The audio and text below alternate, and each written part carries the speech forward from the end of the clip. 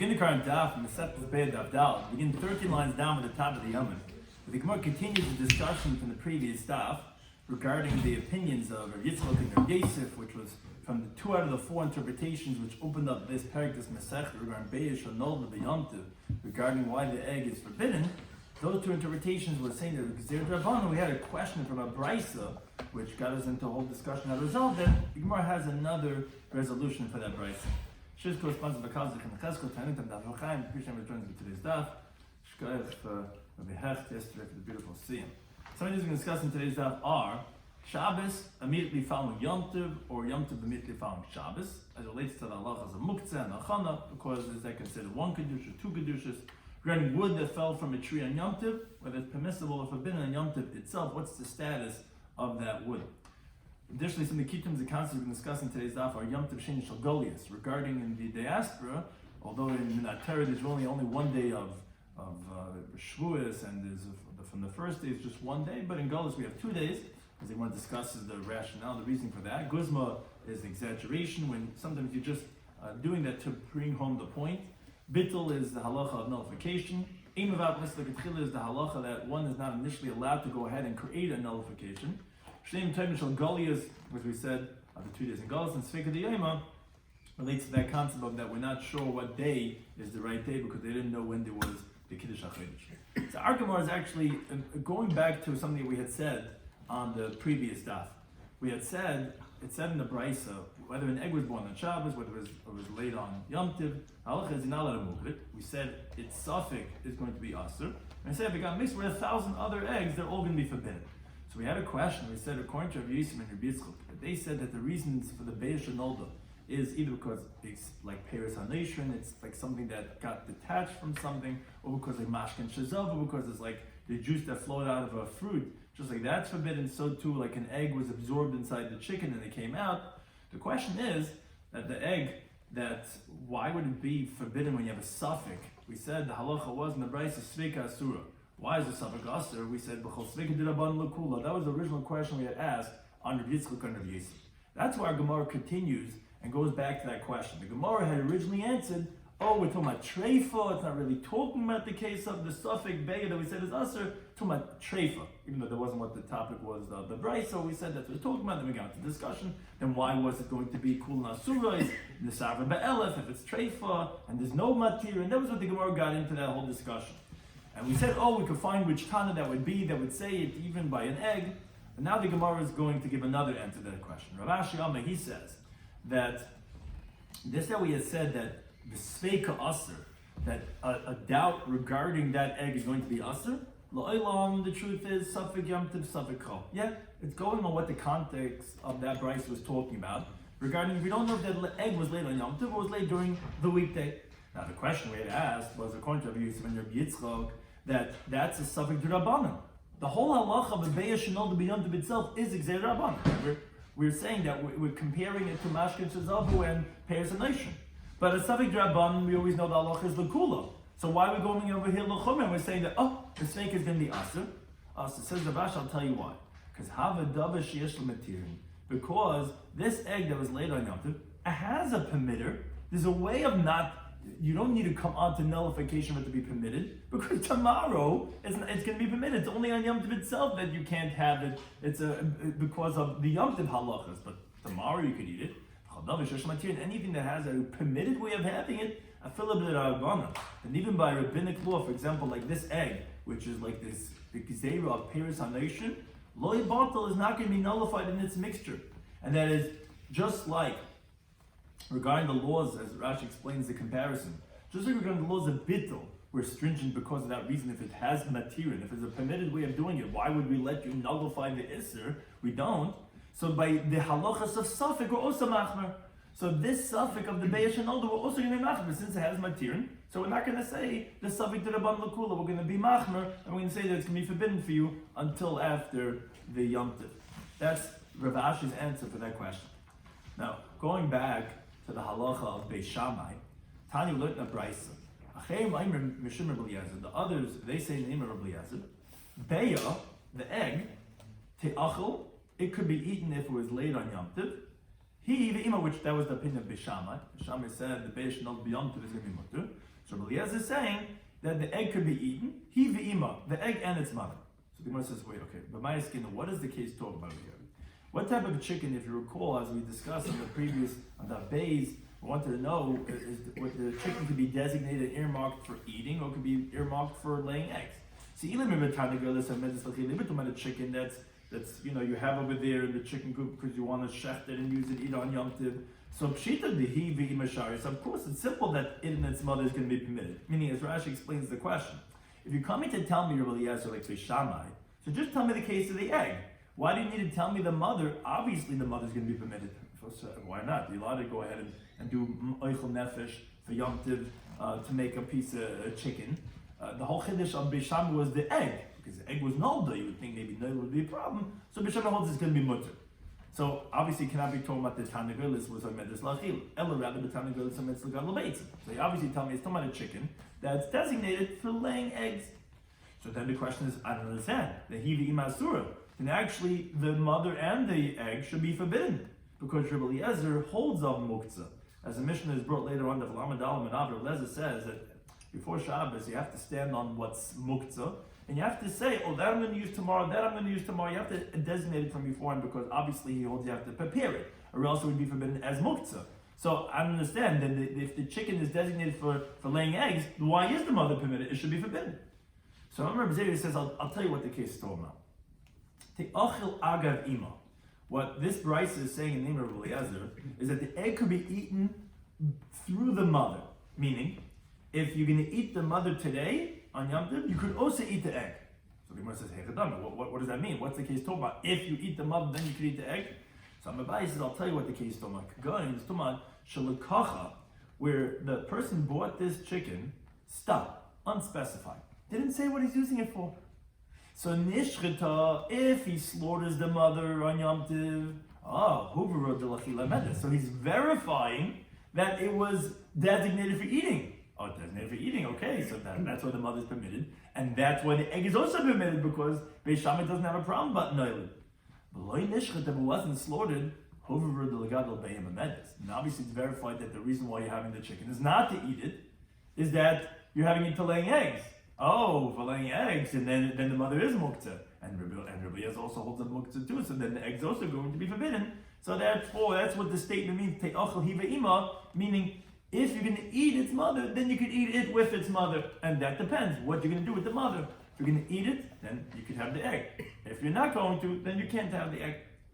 Another interpretation, Rav Yomey says, guzmukatah.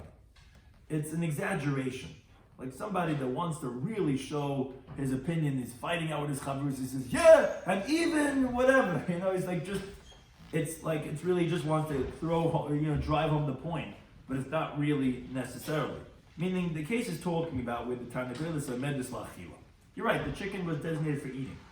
And he's disagreeing with Beis Hillel, who holds that it's going to be forbidden regarding the egg.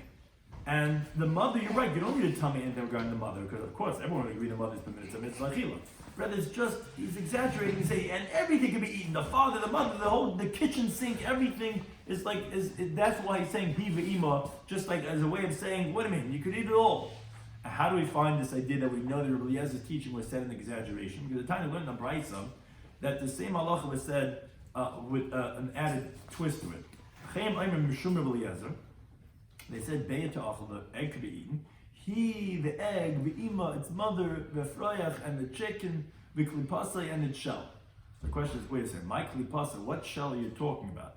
Even if you're literally saying you could eat the shells, klipa basachilahi, are the shells eaten? I mean, my grandmother used to make they used to have some shells inside. It was sensory, I didn't really appreciate that. People don't usually eat the shells. So what do you mean you could eat the shells too? Ella rather means efroyach bikli pasa. It means you could eat the chick in its shell. Wait a second, that's also difficult, because says the Gemara, Ad kam li pligi rabban le de Eliezer ben Yaakov. There's a machlekes.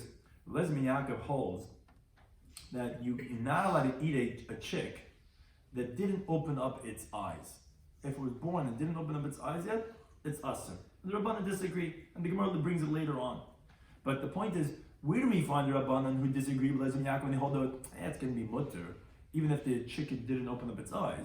That's only if but it was hatched already. It already came out to the world. It just didn't open up its eyes, because that's how it is. The chicks, they have their eyes closed at first. That's when it's going to be mutter. But if the chick didn't even come out of the shell yet, like pligi, they don't disagree. They would hold that it's still. They would agree a chick is forbidden in the shell itself. So what are you saying? When you're saying the shell, you're obviously not talking about eating the shell, and it can't even mean eating the chick in the shell. So what does it mean? Ella, rather, what it means to say, says the Gemara, is is a guzma. You're right. It's not possible. No one's eating the shells. No one's eating the chick in the shells. But the guy's like throwing in like the whole thing, where it's like he's saying something different that's not really acceptable. But he just wants to say that everything. Kens alt essen, kens essen dos, and you can eat the plate, you can eat everything. So Hachanami is saying the same thing over here. You're right. It's not really telling us anything. The mother is a medjus lachila. The chick, of course, everyone agrees he could eat, but the machlek is regarding the egg, and he's just saying in an exaggerated way to just drive home the point. Now, going back to what we had said in the previous daf, we had mentioned regarding this idea about the two kedushas, about the base kedushas when you have the 2 days of Rosh Hashanah, when you have the 2 days of Goliath.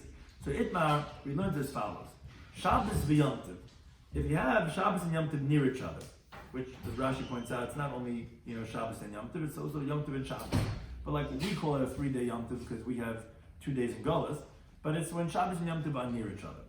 So we have a machlekes. Rav Amma, he says, no the bezeh asur bezeh. He says if the egg was laid on one day, it's forbidden on the other one. Rabbi Yechim says no the bezeh mutar bezeh. If the egg was laid on Yom Tov, let's say, it's going to be mutar on Shabbos, or Shabbos on Yom Tov. So that's machlekes Rav and Rabbi Yechim. Says the Gemara, name, let's say, the Rab holds Kedusha Achas, that Rab holds is Kedusha Achas is one sanctity, meaning Shabbos and Yom Tov, Yom Tov Ikri Shabbos, it's like one long sanctity, and therefore it's going to be Asur, because we know that Beish and Olda Beisil says it's going to be forbidden, and we pass like Beisil, and so therefore it's going to be forbidden, because Shabbos and Yom Tov is one thing. He says the Gemara of Rav, what Rav himself was saying, Halacha Karba Zekanim, Halacha is like the 4 elders, but leave it to Eliezer, which goes like Eliezer, which this is brought in Abram on the Chesed days. The Amma that he says, Shtei Kedusha, saying there are 2 different sanctities. Meaning, if you have Shabbos and Yom Tov, you could go ahead, you could make an Erev on one day to the east, and on the other day, you can make an Erev to the west. And therefore you see that Rav himself says that Shtei Kedusha is saying. So, meaning it would sound like if you're saying no the bezeh is because it's one kedusha. The 2 days are considered like one. Therefore, the egg is going to be out on the second day when it was laid because it's like one day. But the problem is, Rav himself said that the 2 days are considered as 2 different kedushas. So how do we understand Rav? So Eliezer says the Gemara, you're right. Hach over here, it's not because it's one kedusha. It's ba'achana derabba kamiflagi. If you recall from the Beis, where it mentioned what it's called in the Gemara hachana derabba, Rav had said that if something was prepared even naturally, meaning by heaven, it's going to be forbidden if it's from Yom Tov to Shabbos or from Shabbos to Yom Tov. Why? Because the Suda of Shabbos needs to be prepared from a weekday, from Exeis HaKasav, like Rabbi had learned out. Oh, so that's the machlekes. Rav Esleachana the Rabbi. Rav holds the halacha of Rabbi that actually prepared from a weekday. So even though it's 2 kedushas, you're right, it's not also because like the same day, but it wasn't prepared from a weekday. It's prepared from a Shabbos or Yom Tov. That's me also. Like we said, it was 4 Maram. There were those who don't hold of Rabbi's interpretation, and that was Rabbi Yechina. So therefore, that's the interpretation. It says the Gemara, this machlekes Rabbi and Rabbi Yechina is actually kitanoi. Is actually like machlekes tanoi. But we find that no the Shabbos, if let's say the egg was laid on Shabbos, so the Brisa says te'achal b'Yom Tov, it could be eaten on Yom Tov.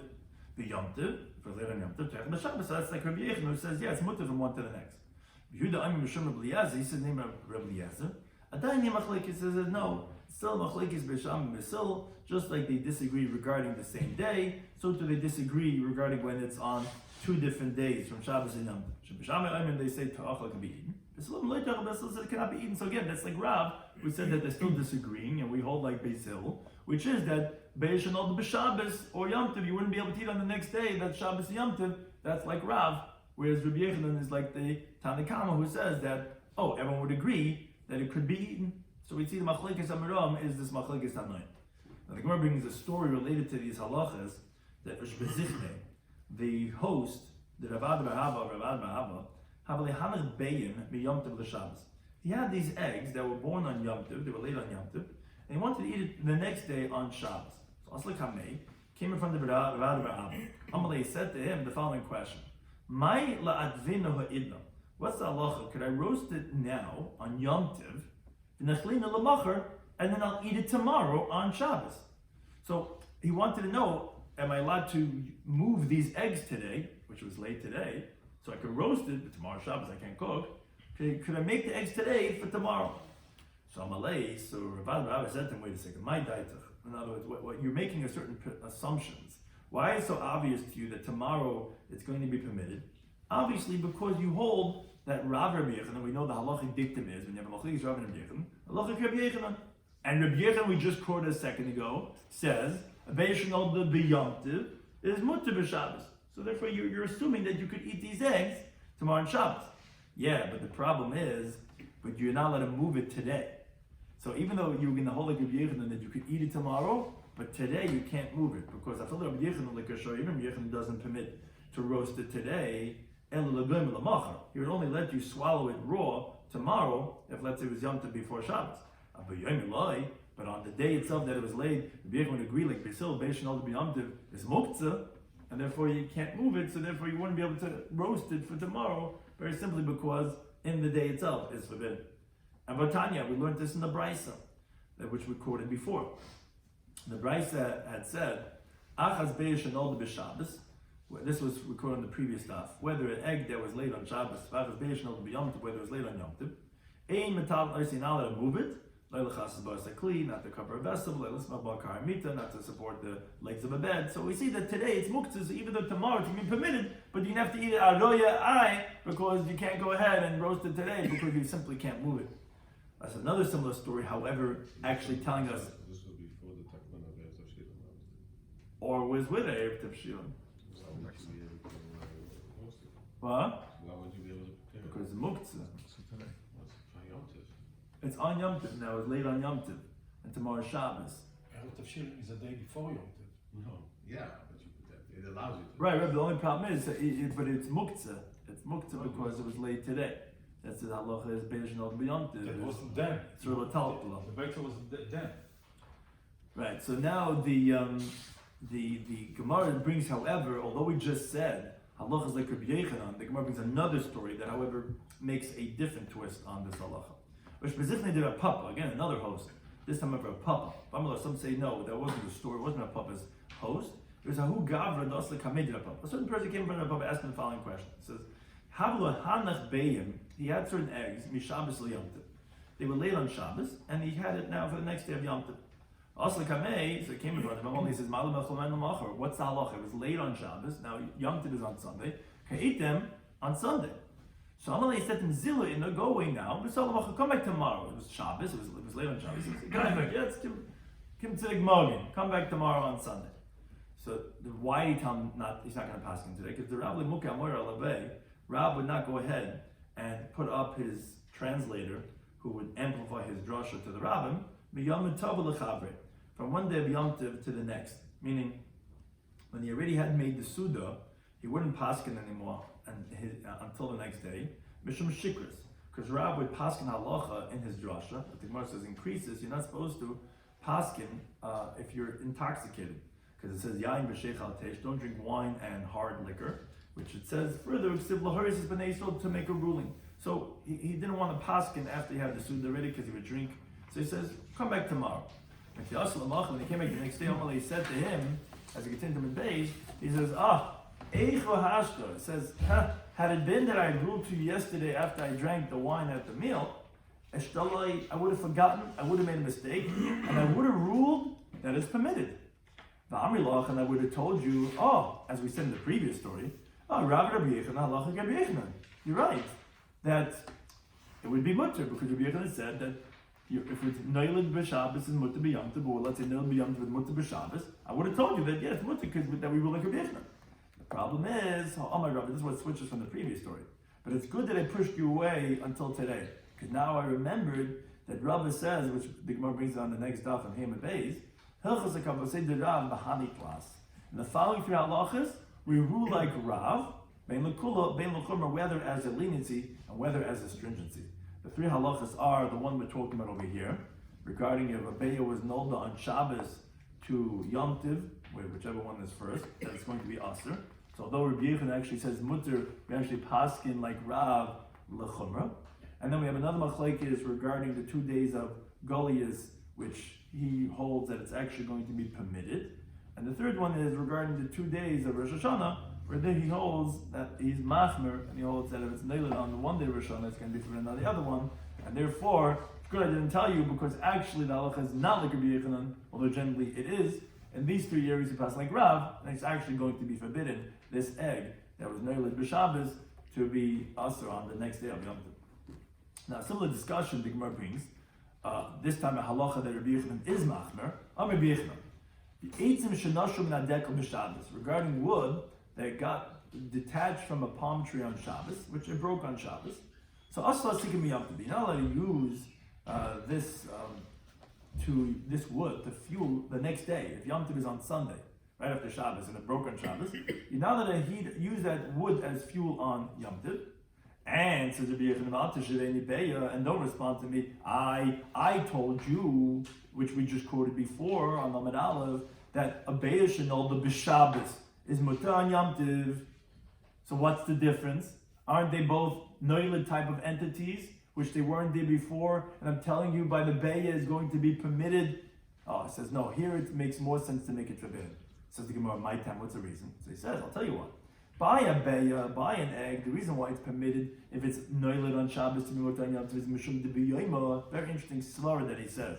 He says because if not for the fact, if it wasn't forbidden, when it was noilid on Shabbos, namichazi legaima, you would be able to eat the egg raw, which there are people who swallow raw eggs. Now, but still, the liquor shortly on the macher. You tell me no, it's not permitted until the next day, until Yom Tov. Oh, so maybe a idea. So everyone knows when the next day on Yom Tov you permit him the egg, and yesterday on Shabbos you didn't, everyone realizes the Bastiyah Masteruha, that the day the egg is laid, it's going to be forbidden. Because if the day that it was laid is not forbidden, so then why didn't you let him eat the egg on Shabbos? From not letting him eat on Shabbos, but letting him on Yom Tov, you can tell, but by Yom it's going to be forbidden. Now, however, by eitzim, by the wood, that the wood falls off from the palm tree, it's not fit to be used on Shabbos. So therefore, on the day of Shabbos, without the Issa Muktzah, it would not be usable because you can't light a fire on Shabbos.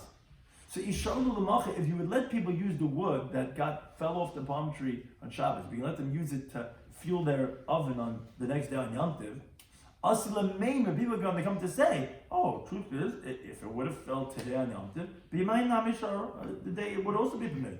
Oh, what's with the Admol? Yesterday, why didn't we use it to burn our ovens? It's Shabbos, it's Shabbos. It's not fit to make a fire. So that's why we had to make it forbidden even the next day. Says Yechanan, yes. Eitzim shenoshim and adeko b'Shabbos, it's going to be us even the next day on Yom Tov. Because it's going to create people making a mistake. They're going to think that the truth is it would be permitted even if it fell off today, which is not. Because that's muktzah, that's noilin on Yom Tov. But by the egg, so why didn't we eat it yesterday? Because not mutter baba yom, therefore that's why we let you have it the next day. That's the svar of Yechanan that says to the Machalik, between the Beis Shenolda and between the Eitzim Shenashru, although it's really the same idea, but one could create a confusion of that you would think it would be mutter even by Bayayim, and you just didn't do it Shabbos something because you can't light a fire on Shabbos, but you could eat a raw egg. So that's the difference between those two cases.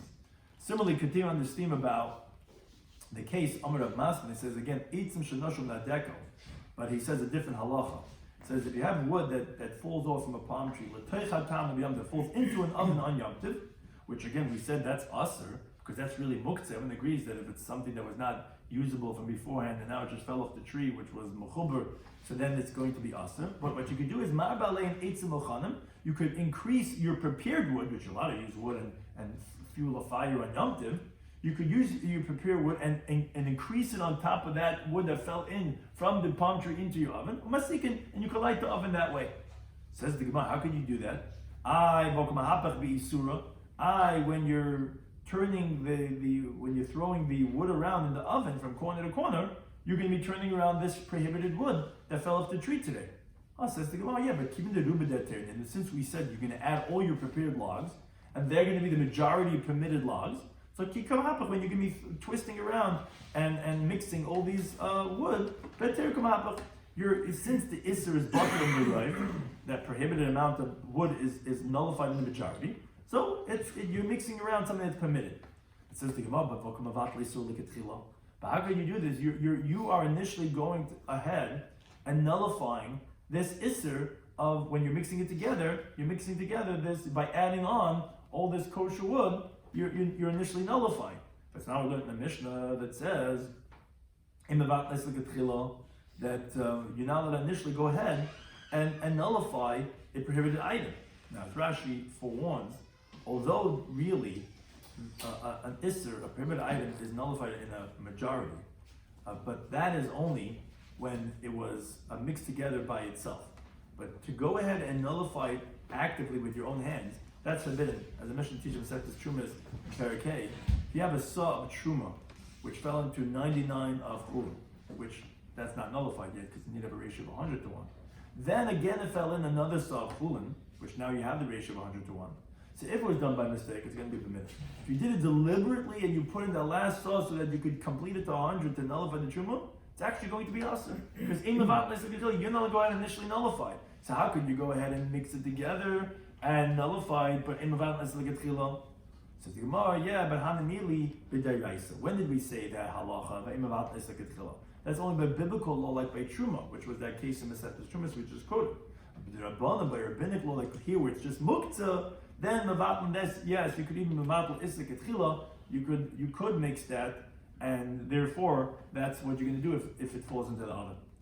But the Gemara has another question. It says a little Rav Ashi, according to Rav Ashi, that he says called the b'shesh matir and anything that is permitted. Like over here, it has permitted, just wait till after Yom Tov, it's going to be permitted. I felt with Rabban Leibatel that even rabbinic law is not going to be nullified. Mike, remember, what are you going to say? why are you allowed to be mevatel? It has matirin. You may be mutter tomorrow. Says the Gemara, another svara.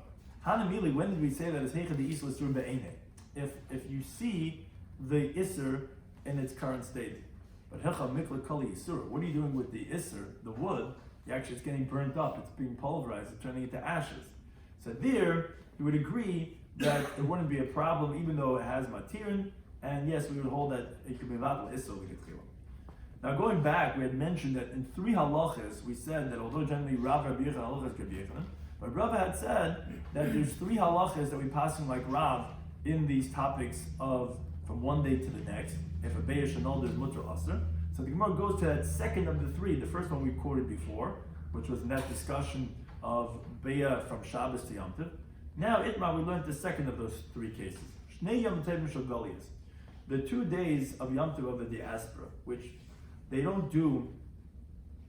Who does 2 days Yom Tov? It's only the people in Gullus that are very far away from the courts in Yerushalayim. Now, what happens is that the agents from Bezdin cannot reach those people from Rosh Chodesh all the way till Yom Tov to let them know which day was Rosh Chodesh, if it is on day 30 or was on day 31. So they can make 2 days Yom Tov out of doubt, because biblically, not Torah, really it's only the first day, let's say, of Pesach, and the 7th day, but nothing more. You're not supposed to have the Shvi Shel Pesach, Achim Shel Pesach, first day and second day. There's no Minat Torah is only one. But we do 2 because sake of the Yom, they didn't know which day was Rosh Chodesh. Now, we have a machlekes regarding, again, the case of Beisha Nolda from one day to the next day. Rav Amay says, Nolda Bezeh Muteres Bezeh. Says, if an egg was laid on one day of Yom Tov, the next day of the Sveik of the Yom day is going to be permitted. Now, the reason that is because obviously one day is weekday. Manav Shachat is going to be permitted. If it's late today, either today is Yom Tov and tomorrow is weekday, or today's a weekday, so there's no problem about muktzah on that, and tomorrow's Yom Tov. So either way, the next day is going to be permitted. But Rav Ashi says, no the bezeh, asur bezeh. He says, if it's late on this day, it's forbidden the next day, as the Gemara is going to explain his opinion. But says the Gemara, let's say Rav Ashi, who we're coming to explain his opinion right now, is the old Kedusha Afasi. Because it's why we understand Rav very well. Because it's only speaking the Yom, one day is for sure a weekday, why would it be Asa? No, the Rav Ashi holds an interesting concept. He says, when the Chachamim made this halacha on the people in Gullus, that they have to make 2 days Yom Tov because of this doubt, they made it a halacha. So essentially they made it what's called like a Yom Ha'arichta. They made it like 1 day of Yom Tov. So though it's really originally because of a suffix, but now we said you and Gullus have to have 2 days. So therefore it's one sanctity. And therefore, although you would think technically it's really a weekday, but it's not. You have to keep both days, maybe because of a suffix, but now they have 2 days Yom Tov. It's like one entity, and therefore, if it's none of the one, it's Midas in the other one. The problem is, how can you say that he holds as one Kedusha, but V'horav Asi, who we're discussing his opinion right now, Mavdil, he would make a Baruch HaMamda Bekodesh L'chayil, Miyim Tova L'chavre. When he had 2 day Yom Tov, he would make a Mavdil from 1 day to the next. Because we know which day is really Rosh Chodesh. The second day Yom Tov is really a weekday. The only reason why we keep a second day Yom Tov is because Minig is saying to be Yedenu, that our fathers didn't know exactly when it was. So we keep it like the Minig of our fathers. But ultimately, it's because of a suffix, and that's why we're doing it. So since it's definitely one of them is a weekday, so you have to make a Baruch HaMavdil because today is Yom Tov and tomorrow is a weekday. Now, so how could we say that he holds Kedusha Achasi, which is the opposite svar of Rav? Rav is the one who's saying that it's because of something. One's day, weekday, one day, and therefore Beis Shnol B'zeh and Mutez B'zeh. He holds no, it's Asr from one to the next. If it's Kedusha Achas, why make Havdalah? If you hold this one entity, one Chaticha, if you hold this like a suffix, if you hold really that one day's really Yom Tov and the other one's not, they didn't know, but we do know, we keep just a minig. Okay, we know today's Yom Tov, tomorrow's not. Okay, the minig menav is halal, but really it's weekday. So I understand why you make no hamavdil. But if you hold it to the Kedusha, why you make hamavdil? Some of the svaras here are very darkistic. They're showing the whole busy exactly how to translate exactly what these concepts mean. But that's the basic understanding. So the Gemara has an answer that says, yes, you're right. But Ravasi svuka misafkale. Ravasi actually was in doubt. He didn't know exactly the svaras that were handling. He didn't know, was it that the Chachamim made a halacha, which was on the Bnei Gullus for all future generations. Yeah, that even if they're going to increase in wisdom and they're going to know the calendar, I don't care. They have to do 2 days Yom Tov. And if that's the case, so rabbinically it's like a long day. And therefore that's why he said that a Beis Shnol B'zeh is Asr B'zeh, it's going to be forbidden on the next day, because he wasn't sure. Is it like Yom HaRichta? Or, no, maybe they just said out of doubt. But really 1 day is weekday. And especially us, we know which day is Rosh Chodesh, so then today he made Havdalah. So it was really because of a suffix. Yeah, he did opposite minhagim simply because he didn't know. He didn't know is it Yom HaRichta or is it really a suffix. So as the tzad of Yom HaRichta, he said the eggs are aser. On the tzad that it's really 2 different days, and one's really Yom Tov and one's the weekday, he made Havdalah. The Mishnah says Ein ben Yom Tov Mishnah Yom Tov Sheni, and then it says Hamas. So you see there's a difference now. We're gonna see about that regarding what's halacha on the mess on the second day, and No, it just shows that there's 2 different days. There's a difference from day 1 and day 2.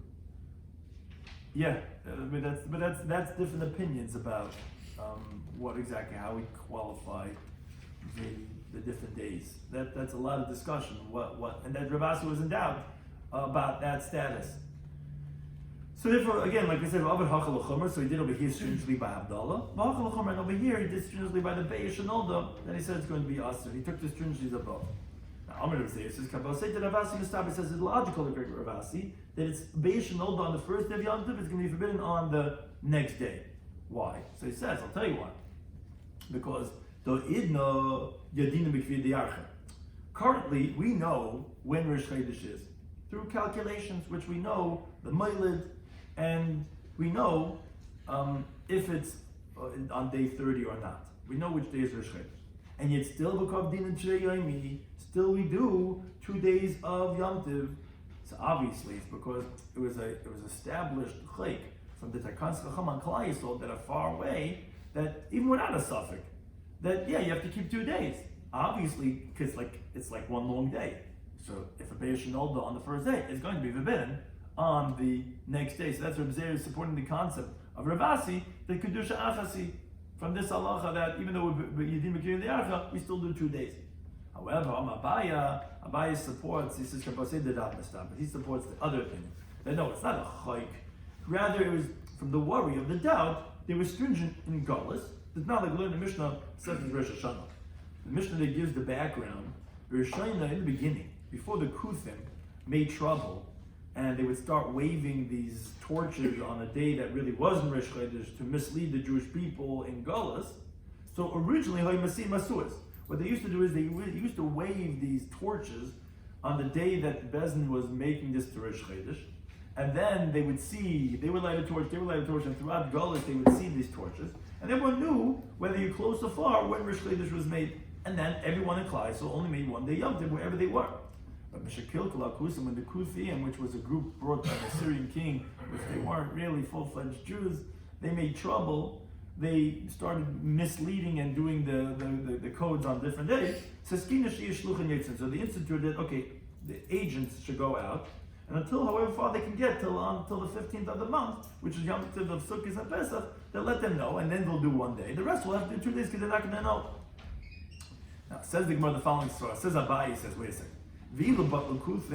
Now, if let's say the Kuthim would stop doing what they're doing, so we would go back to doing the torches on the top of the mountains, and everyone would know, and then we would do one day Yom Tov everywhere because they would find out. Now, but the thing is that even now, so where the agents get to before Yom Tov, Allah says, they do one day. So obviously, if they would do one day, then obviously it wasn't a takana, like Dairis, that you have to have 2 days, because if the agents would get there, they would do one day. So therefore, the question is, so again, you would do one day, not 2 days. That's Abaye proving that obviously it's 2 kedushas. Really, 1 day is done and 1 day is weekly because it was a chak. You would always do 2 days. But then the Gemara says, so okay, now that we do know regarding when the month is established, so my time of the Intrayim, why do we do 2 days? You told me if the shluchim would reach a place, they would go back from 2 days to back to 1 day. If they would do the torches, people would know, and they wouldn't do 2 days. All they did 2 days because they were misleading them. So why do we do 2 days? We know when it is. So this is the famous halacha. They sent there from Eretz Yisrael. Be careful with the custom of your fathers in your hands that they kept 2 days. You should also keep 2 days, even though you know.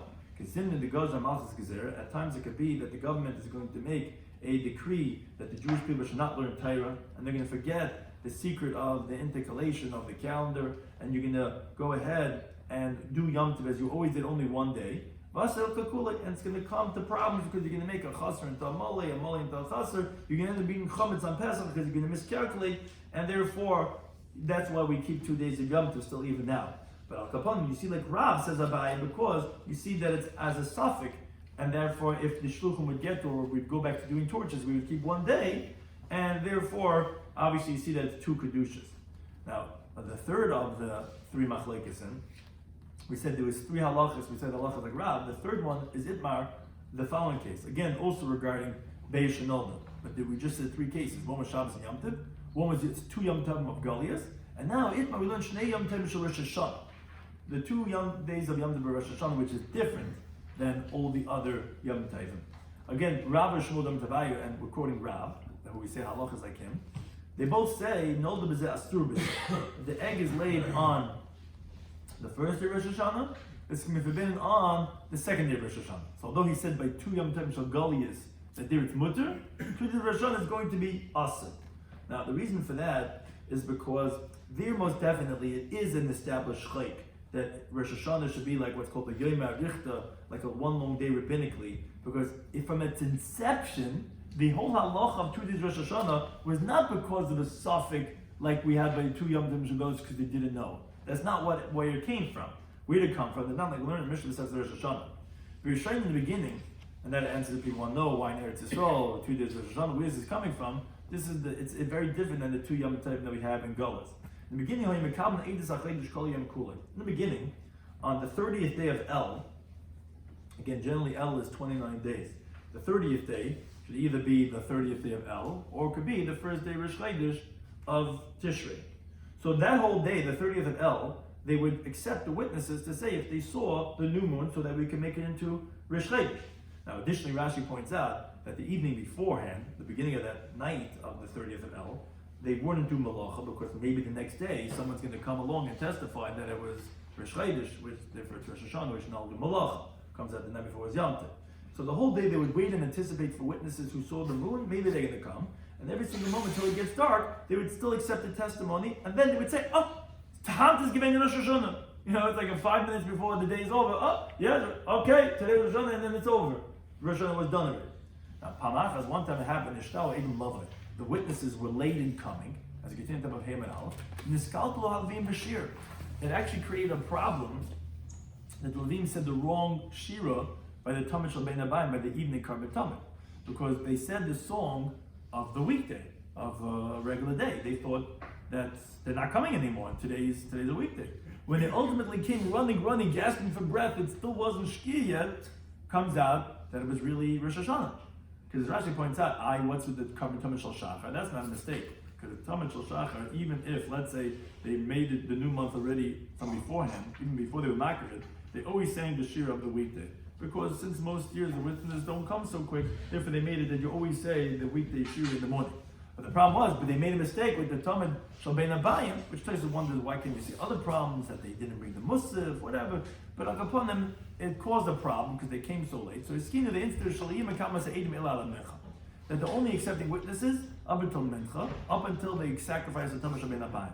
But if witnesses come after that point, then they're going to say that that day is the 30th day of El. It's a full month. And they're going to start counting from the next day, the beginning of the month of Tishrei for Yom Kippur and for Sukkot. Now, but the thing is, what would happen if witnesses actually came after Mincha time? So in other words, we just said we weren't counting from the Yom Tovim from today as the Aleph Tishrei, but they wouldn't disgrace that 30th day of El.